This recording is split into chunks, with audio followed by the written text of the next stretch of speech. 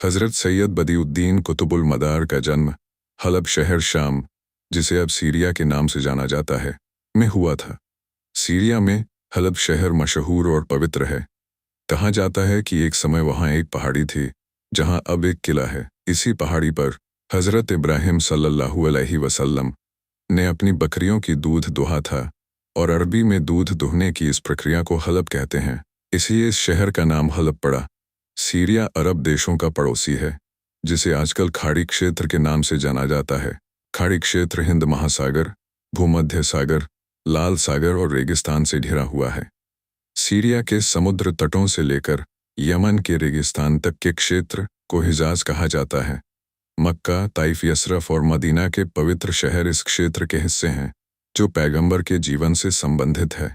ये वही मक्का शहर है जहाँ से पैगंबर मोहम्मद सल्लल्लाहु अलैहि वसल्लम ने शांति के संदेश दिए और मानवता के अंधेरे में दया के दीप जलाए। ये वही ताइफ है जहाँ लोगों ने पैगंबर को पत्थर मारे, लेकिन इसके बजाय उन्होंने उन पर दुआ की और उन पर प्यार लुटाया। चाहे वह अंसार की कुर्बानी हो, या मुजाहिरीन का समर्पण हो, या मोमिन की दयालुतापूर्ण व्यक्तित्व हो, या पंचातन की पवित्र प्रकृति हो, इस्लाम का यह खजाना मदीना के माध्यम से ही इस दुनिया में पहुंचा है। यह इस हिजाज क्षेत्र के लिए एक अनमोल उपहार है कि उस युग में जब इस क्षेत्र में जल संसाधनों की कमी थी, हज़रत इब्राहीम ने अपने बेटे हज़रत इस्माइल को मक्का शहर में बसाया था। इसी तरह यह शाम सीरिया के लिए एक प्रतिष्ठा है कि हज़रत इस्माइल ने अपने बेटे हज़रत इसहाक को बसाया।